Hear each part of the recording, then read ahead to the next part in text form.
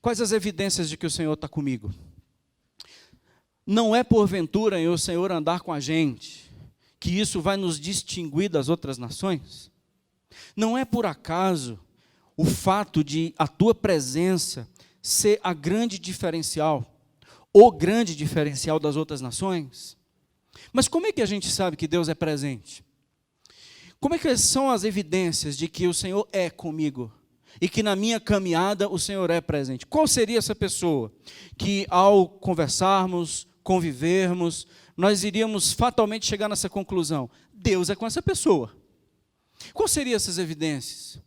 Não é necessariamente por herdar a terra, porque herdar a terra, Deus já disse, vão herdar sem a minha presença, nos versículos anteriores. Moisés, vocês vão herdar a terra prometida, mas eu não irei com vocês. Por isso esse diálogo. Se o Senhor não vai, nós não queremos arredar o pé daqui. Mas quem diz isso não é o povo, quem diz isso é Moisés. E nós temos várias opções. Estudar um texto como esse na perspectiva do povo, estudar um texto esse e apresentá-los na perspectiva de Deus, olhar um texto na ótica de Moisés, e é a essa ótica que eu convido você a pensar comigo hoje à noite, para sermos como Moisés, um amigo de Deus, sermos como esse homem, que qualquer um do povo, ao conviverem com Moisés, iriam chegar à conclusão, Deus é com esse homem. Queria muito, irmãos, que por mais que seja uma ação simbólica no Antigo Testamento, que a gente voltasse para casa hoje com a face resplandecente. Que, quando Deus falava com Moisés, nesse episódio, a sua face, ela resplandecia. Quando Moisés desceu do monte pela segunda vez, a sua face brilhava. E o povo estava tão encantado com essa face, que ele colocou um véu, para que o povo não ficasse mais interessado na face brilhante do que numa voz poderosa. Mas o nosso intenção, queria convidar você a pensar nisso. Eu queria sair daqui com uma face mudada. Queria sair daqui com uma face transformada. Uma face talvez de cansado, mas sair daqui com a face de uma pessoa que foi renovada. Uma pessoa que teve um encontro com Deus. Uma pessoa que saiu daqui diferente. E tudo é possível, irmãos. Porque não sou eu quem prego. Eu quero convidar você a crer comigo. É Deus quem fala. Se fosse eu que pregasse, isso seria impossível acontecer. Qualquer pessoa poderia estar aqui no meu lugar, mas aprove pela misericórdia do Senhor eu ser o instrumento da sua voz. E que Ele, através dos meus lábios, fale conosco, para que a gente saia daqui com uma face diferente. Deus é comigo. Deus é comigo se eu for misericordioso. Deus é comigo, a presença de Deus é comigo, e isso é uma evidência das mais flagrantes na convivência com alguém e nessa definição, Deus é com essa pessoa, é a misericórdia. Sabe, gente, quando Deus ele vai passar diante de Moisés, o que ele revela? Vamos relembrar quem estava aqui domingo passado, se você não esteve aqui, nenhum prejuízo, mas acompanhe na sua Bíblia. Moisés ele pede para ver o Senhor. Verso 19. Respondeu-lhe, farei passar toda a minha bondade. E ele diz, e a ti proclamarei o nome do Senhor, que até então você conhece uma voz, mas ainda você não sabe quem está falando com você. Você chegou lá para tirar o povo do Egito na autoridade do eu sou. Mas eu quero te dizer mais uma nuance da minha identidade. Eu sou um Deus de misericórdia e de compaixão. Esse é o meu nome. Porque eu farei passar diante de você a minha bondade e a revelação de quem eu sou, misericórdia e compaixão. Terei misericórdia de e terei compaixão de. Esse é o meu nome. O Senhor, Ele é aquele que revela a sua misericórdia. Lembra das bem-aventuranças? Bem-aventurados são os misericordiosos, porque esses receberão misericórdia. Lucas, ele apresenta uma perspectiva diferente disso. Lucas capítulo 6, verso 36, Lucas traduz essa palavra de Jesus da seguinte forma: sede misericordiosos, como é misericordioso Deus, o vosso Pai. Então, a nossa ação enquanto misericordiosos é uma tradução do caráter de quem Deus é. É exatamente externar quem é o nosso Pai. Moisés, ele tinha uma opção quando Deus falou com ele. Volte aí a página da sua Bíblia, Êxodo.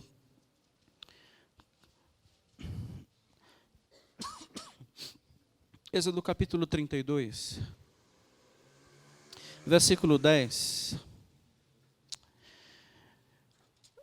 O Senhor avisou a Moisés que o povo tinha feito um bezerro de ouro e ao redor deste bezerro estava adorando e dizendo que foi esse bezerro de ouro que o tirou do Egito. Moisés estava acima do monte com Deus. E Deus disse o seguinte: eu vou acabar com esse povo, no versículo 10. Agora, pois, deixa-me para que se acenda contra eles o meu furor e eu os consuma. E de ti farei o quê? Uma grande nação. O que você acha de Deus chamar você e dissesse assim: eu vou matar todas as pessoas que te perseguem, eu vou exterminar todas as pessoas que erraram e falharam com você, eu vou exterminar todas as pessoas aos quais eu odeio, e eu sei que você também odeia, e eu quero iniciar um projeto novo contigo. Qual seria a resposta? Natural. Vindo de Deus. Essa proposta não veio do coração de Moisés. Irmãos, deixa Deus falar com você. Essa proposta não veio de Moisés. Não foi Moisés que disse: Deus, quero te dar uma sugestão, permita-me, mata todo mundo e faz em mim a tua vontade, porque só eu quero te servir aqui. A resposta de Moisés, a partir do versículo 11, foi assim: Deus, e o teu nome? Moisés suplica ao Senhor, seu Deus, e disse: Deus, por que se acende a tua ira contra o teu povo, que tiraste da terra do Egito com grande fortaleza e mão poderosa? O que hão de dizer os egípcios, Senhor? Com maus intentos os tirou, para matá-los nos montes e para consumi-los na face da terra? Torna-te do furor da tua ira, Senhor, e arrepende-te deste mal contra o teu povo. Meus irmãos, Moisés estava falando com Deus, dizendo: Deus, tem que se arrepender. Vocês estão entendendo o que está falando esse texto, gente? Deus, que é isso? Surtou? Se não fosse eu aqui, então? Você acha que é isso que está acontecendo nesse episódio? Verso 13. Lembra-te, Abraão, de Isaque e de Israel. Ô Senhor, lembra desses homens, teus servos, aos quais por ti mesmo tens jurado e lhe disseste: multiplicarei a vossa descendência, que tenho falado. Dá-la-ei a vossa descendência para que possuam herança eternamente. Verso 14, aí Deus se arrependeu. Então se arrependeu o Senhor do mal que dissera havia de fazer ao povo. Seu Deus se arrepende? Quando a gente ora, a gente pode mudar o coração de Deus e os intentos de Deus? Deixa eu só te colocar uma ideia, ver se você concorda. Deus surtou. Como diz a expressão, Deus, ele virou no giraia, que eu não sei que expressão é essa, nem o que significa. Posso estar falando bobagem? Deus ficou com muita raiva e disse assim: vou matar todo mundo. Vou matar todo mundo agora. Aí o Moisés, pacífico, um homem manso, disse: Deus, só um minuto, só um instante. O que é isso? Está irado por quê? Pô, não, pensa se você acha que foi isso que aconteceu. O povo é teu. Oh, que absurdo, o senhor com essa raiva toda. Arrependa-se. E imagina Deus dizendo assim: Moisés, se não fosse você, eu teria matado todo mundo. Moisés, eu agradeço a ti, porque se não fosse tu, eu teria colocado tudo a perder, Moisés. Você acha que foi isso que aconteceu nesse episódio, irmãos? Então por que a gente acredita às vezes nisso? Não faz sentido. E o que está acontecendo aqui? Sabe o que eu acho? Teste. Sabe o que eu acho? Moisés, vem cá, você é o líder, sou o líder. Você é o único que habita em ti a minha presença. Moisés, vou matar todo mundo e vou fazer de você o meu projeto. Sabe o que eu acho? Prova. E Moisés, ele foi aprovado. porque ele poderia ficar no lugar da ira de Deus, e disse: é verdade, o Senhor não poderia nem ter escolhido gente melhor, eu mesmo. Ele poderia ter ficado no lugar da ira, ou ele poderia ter optado pela misericórdia. E ele disse assim: Deus, e o teu nome? O Senhor não fez vínculo comigo, o Senhor tem vínculo com Abraão, Isaque e Jacó. O Senhor deu o teu nome a eles, não foi a mim. Deus, e o teu nome? Senhor, o que vão dizer os egípcios? Deus, como ficará o teu nome, Senhor? Então, nesse caso, existe uma opção pela misericórdia de que o Senhor é aquele que vai fazer algo extremamente danoso, e aquele homem é agora provado. E o que você acha? Estou pensando em matar teus inimigos, eu estou pensando em matar o teu vizinho, eu estou pensando em matar aquela pessoa do teu trabalho, eu estou pensando em matar a pessoa que te persegue, e eu estou querendo fazer o meu projeto em você, o que você acha? Eu não acredito que Deus esteja com outra proposta a não ser provas para o seu homem, que nele habita a sua glória. Sabe o que é isso? A maior manifestação do caráter de Deus numa pessoa é a misericórdia. Rendei graças ao Senhor porque Ele é bom. E porque a causa de nós não sermos consumidos hoje de manhã foi porque algo se renovou sobre nós, e foi a sua misericórdia. A gente tem um grande desafio diante disso. Quem é Zoto, gente? Quem é Zoto? E por que a gente sempre fala do Zoto? É porque o Zoto, eu sou, mas não é fácil lidar com o Zoto. Eu quero até ser um crente que resplandece a presença do Senhor, mas o Zoto não deixa. Interessante saber quem é o Zoto. Moisés, ele só olhava o Zoto como alvo da misericórdia. Senhor, esses outros, eles são passivos da tua misericórdia, dependentes dela. Eu não consigo olhar um Moisés aqui diferenciado, um mutante, alguém que... Moisés era um ex-assassino, gente. Ele matou um egípcio. Moisés, ele não tem um passado tão brilhante. Moisés tem limitações, aparentemente, na voz. Ao tirar o povo do Egito, Moisés, ele diz que não poderia falar, porque ele não era um homem que se expressava tão bem. Um homem que não se expressa tão bem fala com Deus, porque a voz que dialoga com Deus não é da língua, é do coração. Moisés, ele é um homem que as suas estratégias não são tão boas assim. Precisou do Jetro. Capítulos anteriores, o Jetro, seu sogro, chega para fazer uma visita e a sua estratégia de pastoreio é equivocada. O sogro de Moisés, o Jetro, diz: você vai morrer e vai matar esse povo. A tua estratégia de cuidado é falha. Um ex-assassino, um homem que tem limitações de forma para se expressar, um homem que não sabe articular muito bem as suas... ele errou, vai matar a si, vai matar os outros. Moisés é aquele homem que ele falha, no final, no fim, ele bate numa rocha que não deveria ter batido, porque Deus não disse para não bater, e ele bate, por isso que ele não herdou a terra prometida, mas ele nunca deixou de ser amigo de Deus. Esse homem que dialoga com o Senhor aqui, ele poderia fazer grandes opções, em que Deus fizesse nele a sua vontade, mas não que ele fosse um instrumento de misericórdia. Irmãos, alguém que será alvo dos olhares dos outros, e dirão assim: este homem tem Deus na vida dele, é alguém que vive na misericórdia. Você precisa perdoar. Nós precisamos perdoar, nós precisamos fazer as pazes com as pessoas que nos fizeram danos. Não há outra alternativa. Nós carecemos da misericórdia e nós precisamos fazer com que essa misericórdia alcance as outras pessoas através de nós. Eu não consigo entender que que as nossas orações deveriam ser voltadas mais em: Senhor, muda essas pessoas. Quero fazer uma proposta de oração. Senhor, me faz ter uma nova visão dessas pessoas.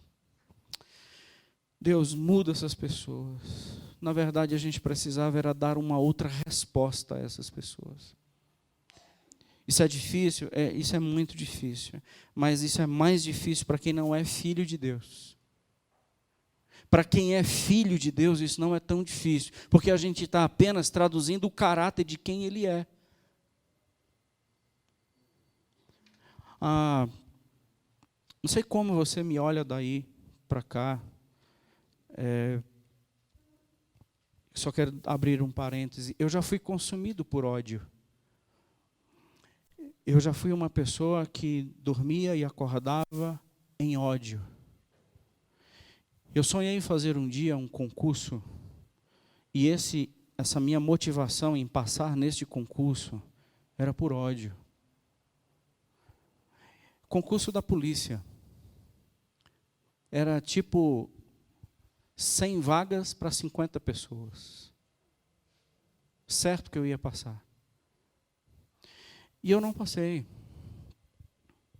E eu acredito que se eu tivesse passado naquele concurso, eu teria morrido. Não necessariamente teria matado, mas eu teria morrido. Porque o salário do pecado ainda continua sendo morte. Ele não mudou. E a motivação minha por concurso era ódio. E eu não queria encarar isso, mas era ódio. Sabe por quê? Porque na minha vida tem culpados. E as pessoas que tinham culpa na minha vida, elas precisavam ter uma bala na cabeça com resposta. Meus irmãos, eu sonhava com isso. Sonhava com isso. Sim, crente, viu, gente? Nos ambientes da igreja, participante de ministério de música, mas uma farsa, porque dentro era ódio. O único poder que me transformou e me libertou foi conhecer um Deus de misericórdia. Porque um dia há um entendimento assim, que Deus me chama e disse assim: o teu povo falhou contigo, eu vou matar todos eles e fazer de você um projeto meu. O que você acha? Moisés optou pela misericórdia. Não, Senhor, porque isso não honraria o teu nome. Porque tu és um Deus cheio de misericórdia. Seja misericordioso, como misericordioso é o vosso Pai. Meus irmãos, quantos de nós aqui hoje à noite, nesse lugar, nós não temos culpados? Quantos de nós hoje à noite aqui não temos pessoas nas nossas agendas que ficaríamos felizes se algo trágico acontecesse em suas vidas, por mais que nós não tenhamos coragem de verbalizar isso? Quantos de nós temos culpados na nossa agenda da alma e dizer: eu estou passando pelo que eu estou passando, porque tem culpados. E sabe o que vai curar isso, irmãos? Ou você mata, ou você usa de misericórdia. Deus optou pela misericórdia. E eu não acredito que Ele é menos bondoso do que nós. Quando essas pessoas erram, quando essas pessoas falham, a gente não tem muita opção. As evidências de que Deus está conosco não são os dons espirituais. As evidências que Deus está com a gente não são dons. Por exemplo, eu gosto de falar isso. Os dons podem ser imitados. Quantos de vocês acham que uma pessoa boa de oratória, um cara mais ou menos assim, bom de memória, articula bem as palavras, poderia pregar uma mensagem aqui? Quantos vocês acham mesmo que necessitaria de dom espiritual para pregar? Não há, irmão. Se uma pessoa for bem articulado, consegue colocar bem as palavras, dá uns 2 gritos de vez em quando, o negócio vai rolar. E as pessoas vão olhar para esse homem e dizer: esse homem é um grande servo de Deus, porque ele está pregando. Meus queridos, então vocês estão, ou quem acredita nisso, está correndo sérios riscos. Porque o homem com o qual Deus anda é quando ele desce daqui, não é quando ele sobe para cá. E quando ele desce daqui e tem que exercer misericórdia. Aí Deus anda com esse homem. Por isso que a evidência de que Deus está conosco não é dom. Qualquer dom. Porque todo dom ele pode ser forjado. Todo dom pode ser imitado. Todo dom pode ser aprendido. Todo dom ele pode acontecer na outra esquina. Mas tem uma coisa que não pode ser reproduzido. O caráter de Deus. Que Paulo dá o nome de fruto do Espírito. Não são frutos, fruto. Que tem várias expressões. E essas expressões do fruto do Espírito do Senhor é paciência. Com quem, gente? Longanimidade. Com quem? Bondade. Com quem? Benignidade. Com quem? Ou esses frutos são tensionados quando está tudo bem? Não, irmãos, esses frutos são tensionados quando as legiões se levantam contra nós.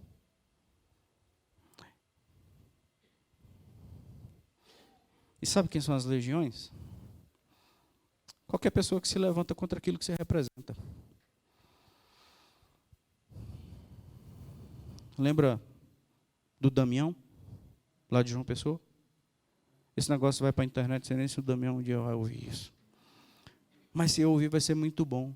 Várias pessoas não lembram do episódio que aconteceu comigo em João Pessoa, enquanto plantador de igreja. A igreja era tão grande, era o Roger, Solange, Priscila e mais umas 4 pessoas. Roger dormindo, Priscila não fazia ideia do que estava fazendo ali. Os meus membros eram bem complicados na época. Uma dessas pessoas que assistia comigo se chamava Gorete.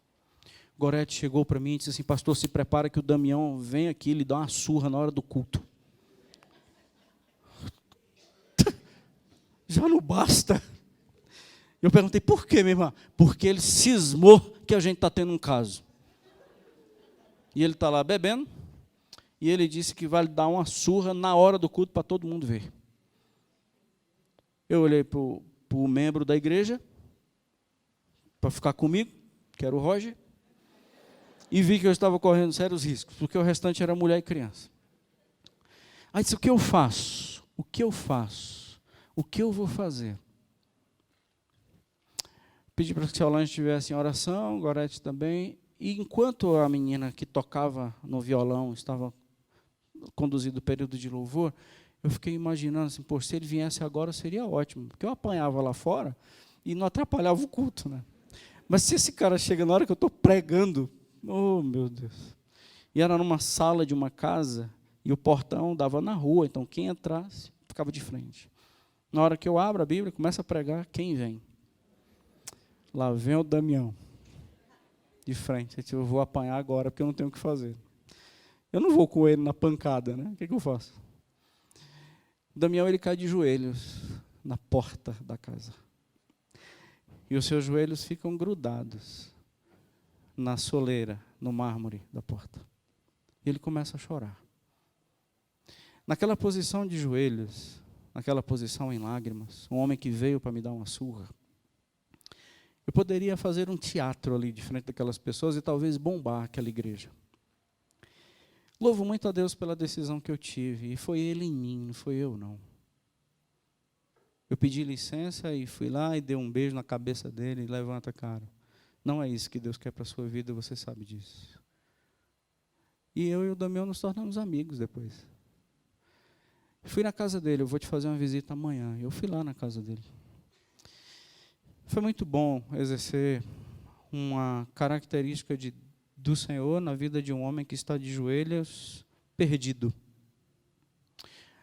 Muita gente que erra conosco, irmãos, são miseráveis.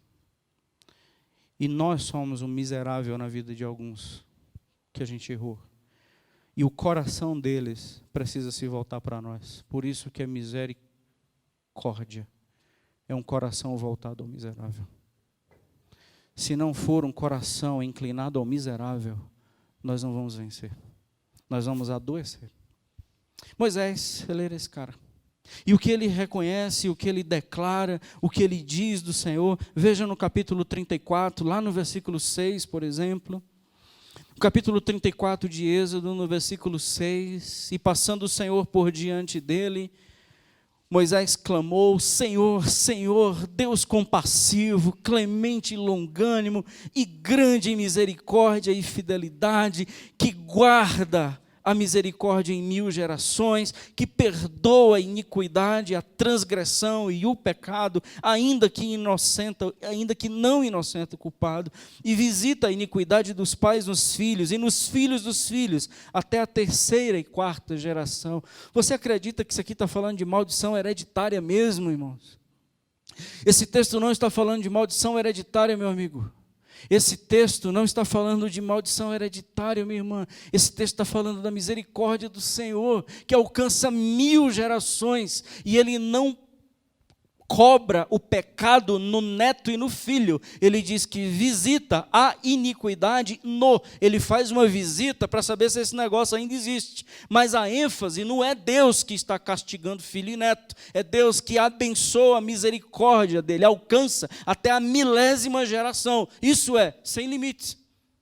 Então a ênfase desse texto, o que Moisés consegue compreender, é que Deus é rico em misericórdia. Você caiu ontem, há um Deus rico em misericórdia. Você falhou ontem, há um Deus rico em misericórdia. Nós falhamos, nós erramos, nós caímos, nós destruímos vidas e destruímos as nossas. Mas escuta, há um Deus cheio de misericórdia, que pagou o preço no seu Filho por todos nós. Não há como pagarmos o que fizemos. Ele se fez o pagamento por nós, porque há um Deus cheio de misericórdia. E que tipo de coração nós teremos se nós fomos alcançados por toda essa misericórdia? O que a gente vai traduzir ao outro que errou conosco, que falhou conosco, que afetou a nossa caminhada? O que essa pessoa vai merecer?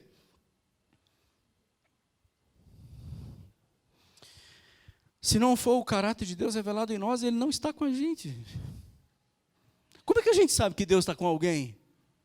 Pelo que Ele grita? Pelos dons? Porque chegou a prosperidade, aonde todas as pessoas que olham o invejam? Não, Deus está conosco, porque a gente agora consegue revelar a característica e a identidade do nosso Pai. Seja misericordioso, com misericórdia, misericordioso é seu Pai. Isso nos distingue das outras nações. E Moisés diz: é isso que vai nos distinguir das outras nações, é isso que vai nos tornar diferente de todos os outros. As outras nações, elas não sabem fazer isso, nós sabemos. Nós somos uma geração, nós somos um povo, nós somos uma nação completamente diferente das outras, porque nós representamos um Deus de misericórdia.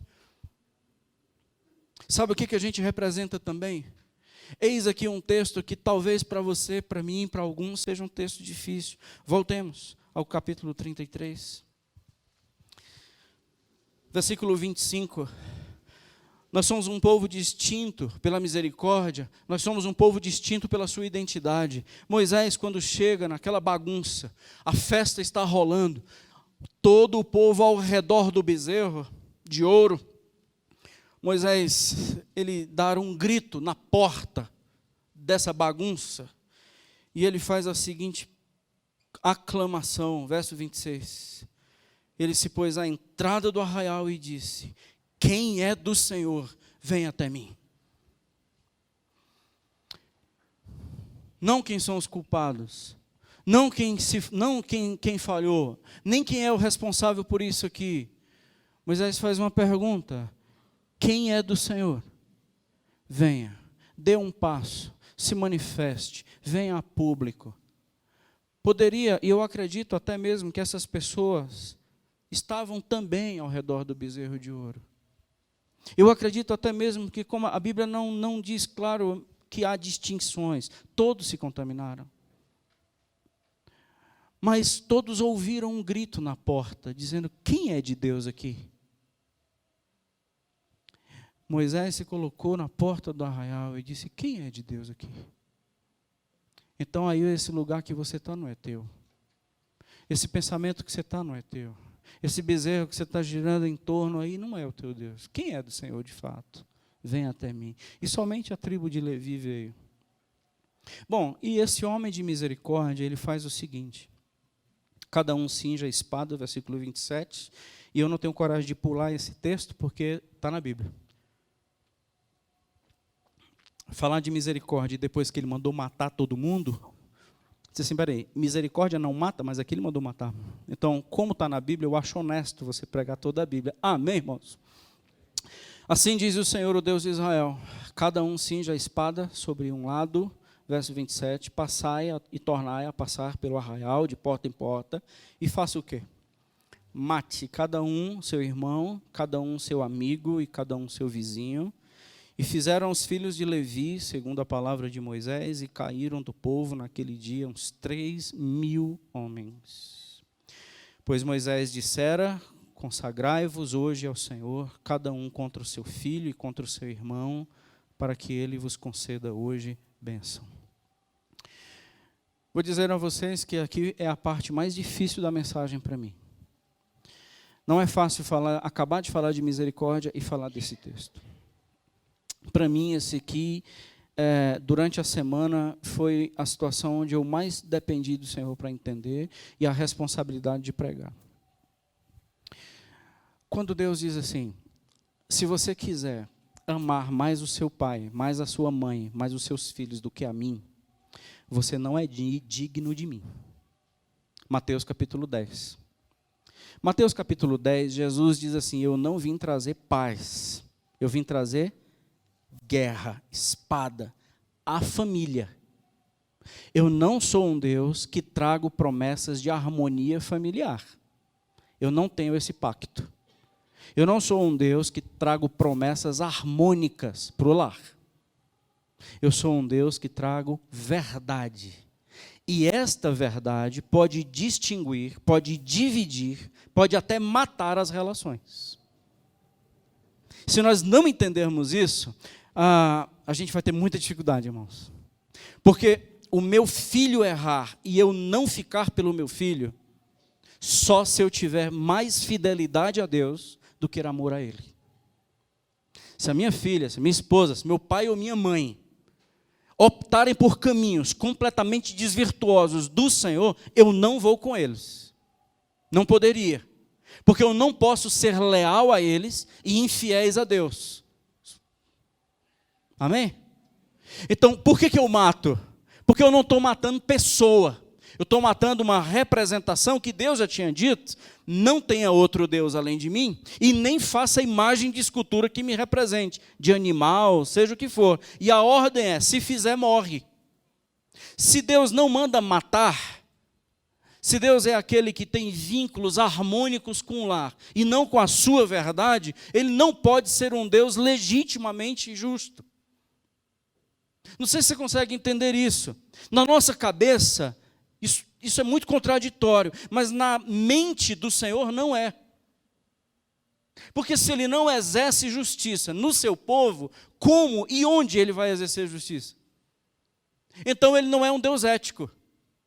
Porque se Ele disse, o salário do pecado é a morte, quem peca morre. Moisés, ele quis dar um pulo do gato. Moisés foi tão misericordioso, verso 33, observe. Verso 33, Moisés disse o seguinte, então disse o Senhor a Moisés, riscarei do meu livro todo aquele que pecar contra mim. Por quê? Porque no 32, verso 32, o Moisés disse, Senhor, risca o meu nome do livro, mas salva o povo. E o que o Senhor disse é negativo, porque isso não seria justo. O que é justo? O justo é aquele que peca, ele tem que estar sobre ele a justiça. Amém, irmãos? Por isso que não vale a pena você levar pecado de filho, porque isso vai ser uma furada. Da gente está querendo ser o Cristo, no sentido de que pagar preço para que filho tenha vida. Isso não é possível. O justo vai ter que viver pela fé. A alma que pecar, morre. Se você tem alguma dúvida em relação à maldição hereditária, lhe sugiro ler Ezequiel 18. Que em Ezequiel 18, o Senhor vai dizer, escuta, filho não leva pecado de pai, e nem pai paga por pecado de filho. A alma que pecar, morre. E a alma que se arrepender, vive. Eu não tenho prazer na morte do perverso, diz ele em Ezequiel 18. Antes eu quero que se arrependa e viva. O coração de Deus é: eu quero que vivam. Quando Moisés ele passa a espada na vida dessas pessoas, ele não está matando gente, ele está exterminando o mal. Quando Jesus disse, o teu olho te faz pecar, o que é para fazer? Arranca. Começa em você a retirada do mal. É o braço? Então corta. Então não é orar e dizer: Deus, tira do meu coração esse sentimento. É receber um facão das mãos de Deus e Ele vai dizer assim: corta o que te faz pecar. Exemplo, há amizades nas nossas vidas que elas não deveriam ser nutridas. E existem textos que dizem: você não deveria ter esse tipo de amigo. Porque esse teu amigo está te levando para o buraco. E você não me representa quando você está com ele.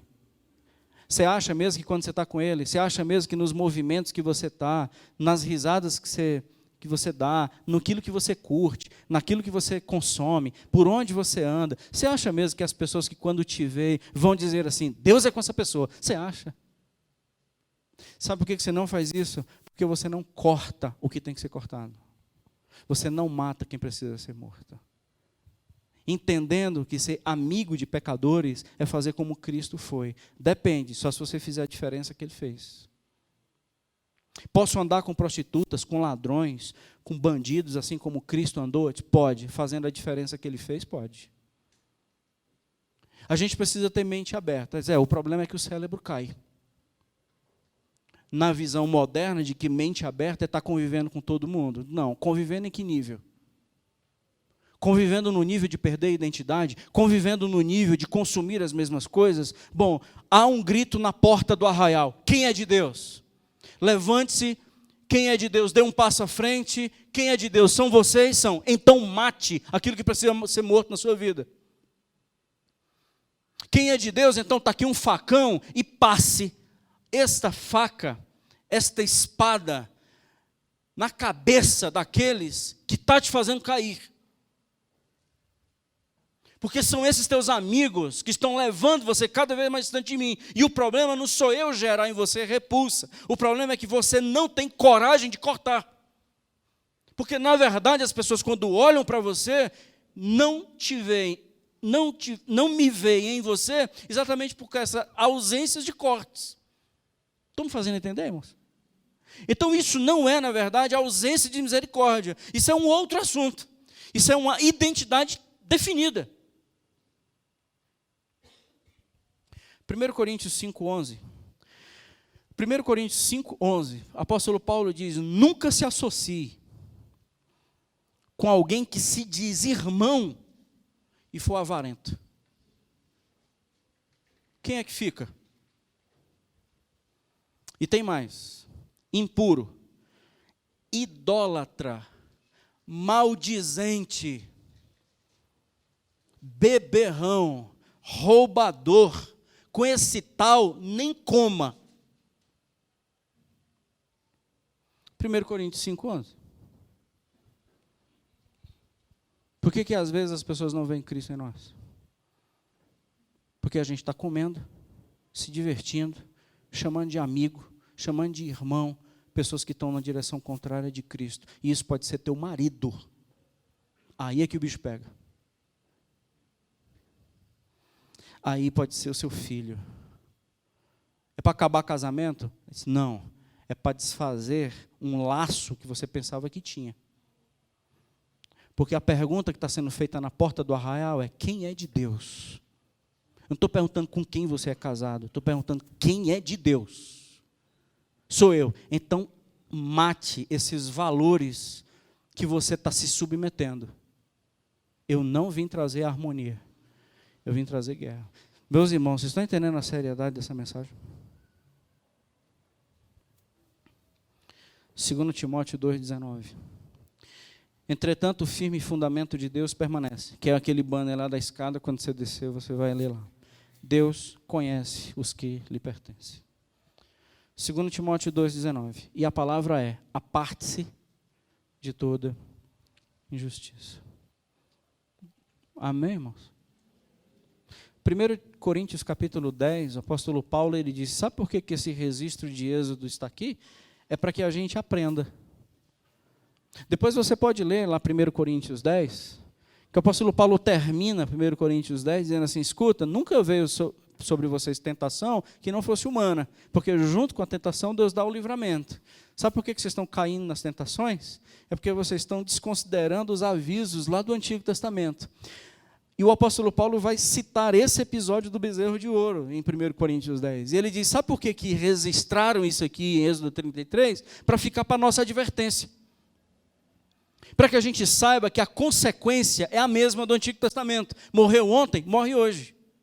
Deus não mudou. Não existe um Deus bonzinho no novo e um Deus malvadinho no antigo. Deus é o mesmo ontem, hoje, para sempre. Salário de pecado continua sendo morte. E não mudou isso. Como é que Deus é visto em minha vida? Pela misericórdia. Segundo, pela identidade. Terceiro, Deus é visto em minha vida pela santidade. E é essa santidade que me faz fazer os cortes que precisam. Por que eu tenho que fazer corte? Porque você é santo.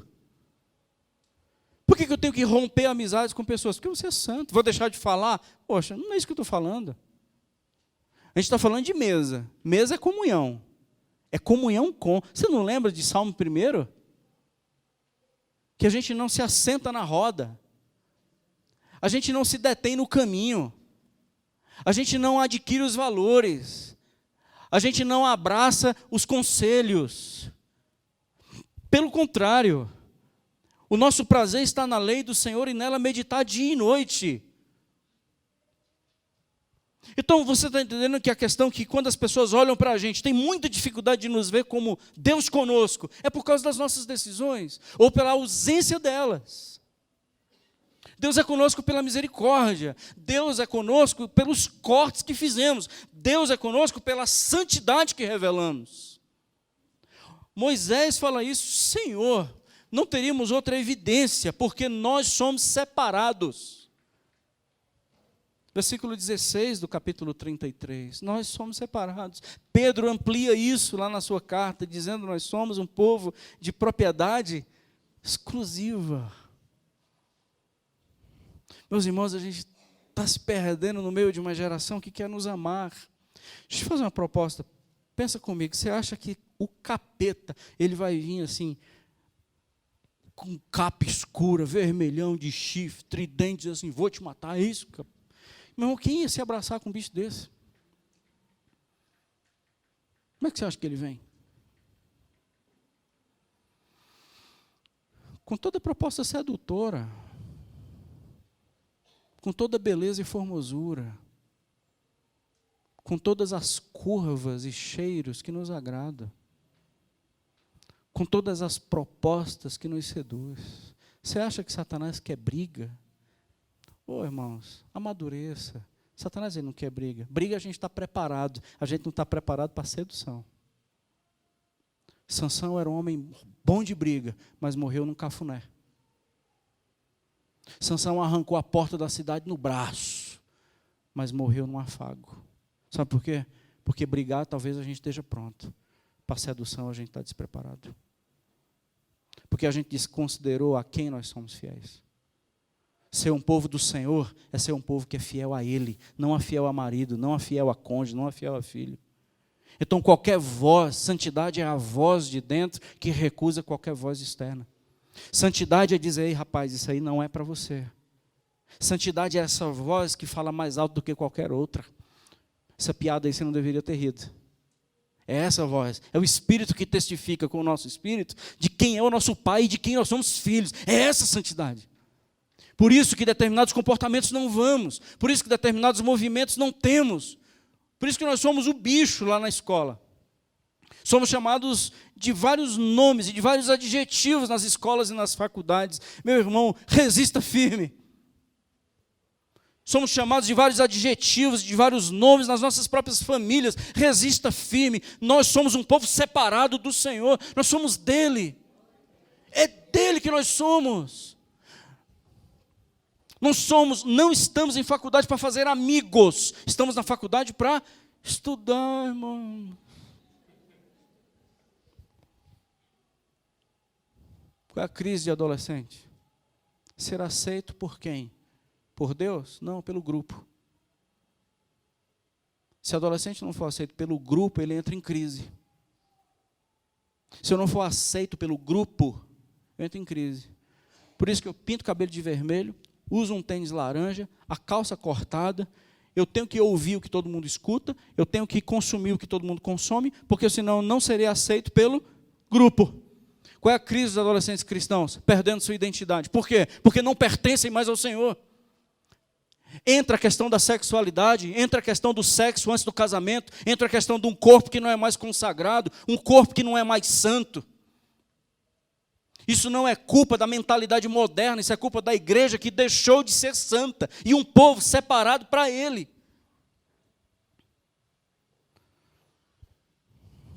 Meninas, quantas adolescentes estão aqui? Quantos adolescentes? Levanta suas mãos. Meninas, adolescentes.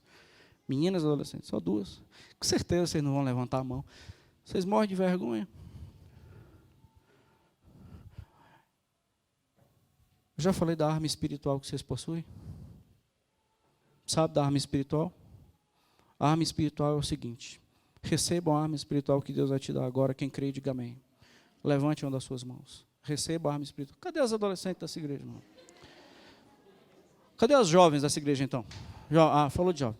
A arma espiritual que Deus vai te dar hoje à noite aqui, receba em nome de Jesus. Levante a mão. Já baixaram a mão, filhas? Vai ficar com a mão erguida. Levante a mão. Fecha. Está aí a arma. Glória a Deus, irmãos. Sapeca no olho do cara. Deus vai te dar uma arma.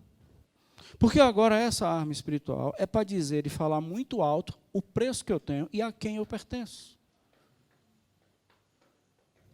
Os Dom Juans, que olham para vocês como objeto sexual e de consumo, precisam amanhecer no outro dia com o olho em roxo, dizendo: toquei uma mulher de Deus ali, rapaz, olha o resultado. E isso é misericórdia, porque você está salvando a vida dele, não é a sua. Glória a Deus, irmão. Você está salvando a vida dele. Porque esse cara vai ter que aprender que tocar na mulher de Deus, o assunto é outro. Mas meninas, vocês estão se tornando muito fáceis.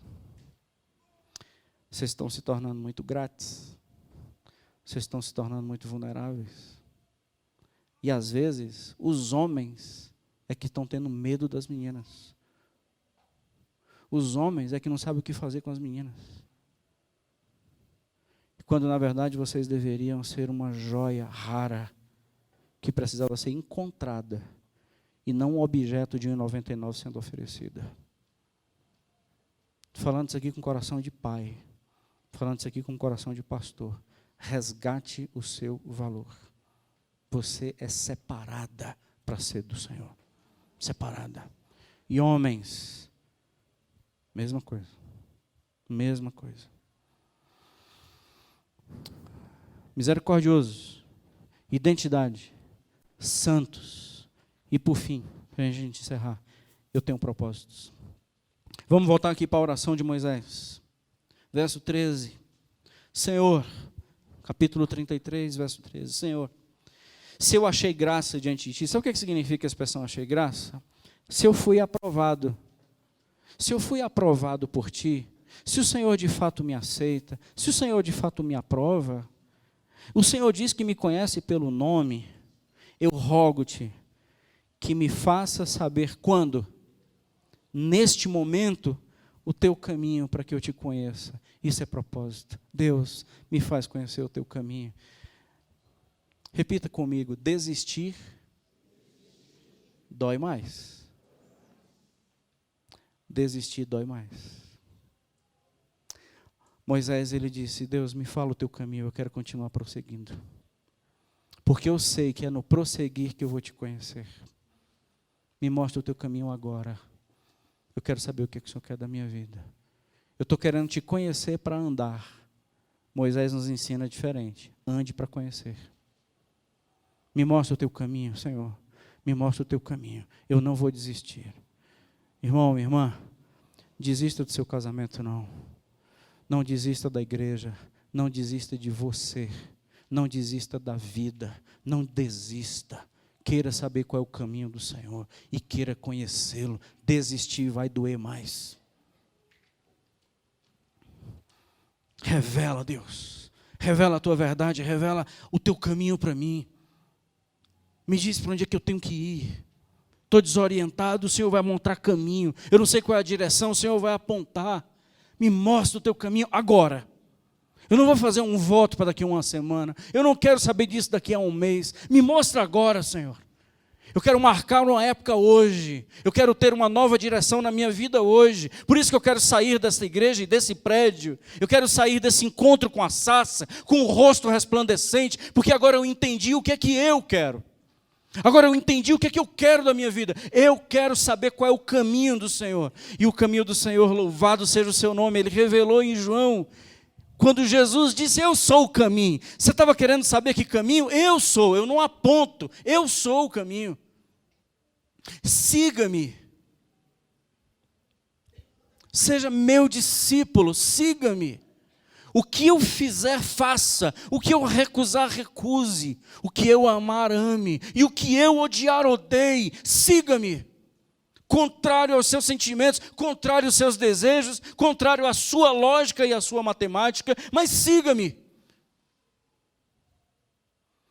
Misericordioso, com uma identidade definida, com uma santidade revelada e com um propósito muito firme por causa de uma consciência adquirida. Eu não tenho para onde ir. Mas hoje a gente descobre, eu não tenho a quem ir. E se esse quem chegou, eu não vou desistir. Inevitavelmente, um auditório como esse, quantas pessoas chegam aqui com desejo sério de desistir? Não estou aguentando mais. Moisés tinha todos os motivos para desistir. Deus, faz um projeto em mim. Estou cansado. Cansado de guiar esse povo, cansado de estar à frente. E sabe por que a gente pode continuar? Eu quero encerrar. Porque Deus faz uma aliança nova com a gente. 34:10. E a gente encerra.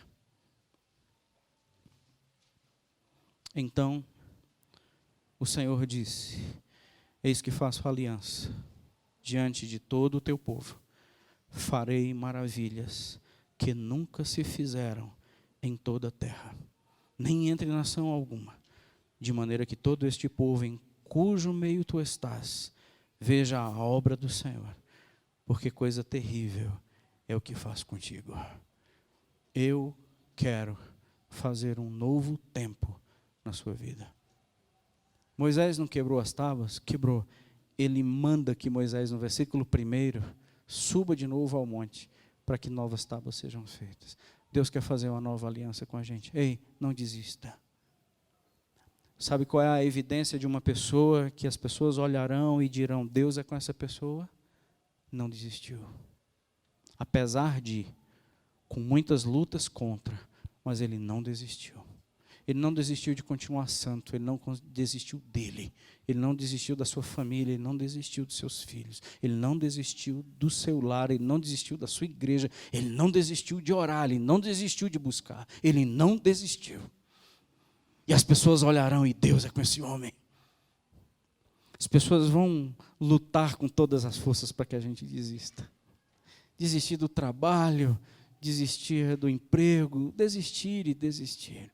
Está doendo muito, mas acredite, desistir dói mais. Eu quero fazer maravilhas no meio desse povo, que esse povo nunca viu. Vamos orar por isso? Que Deus faça coisa inédita na vida da gente. É isso mesmo que o Senhor vai fazer em mim? É isso que eu quero fazer. Apesar da gente ter feito o que fez, apesar de ter feito o que fez. Quero convidar você a orar.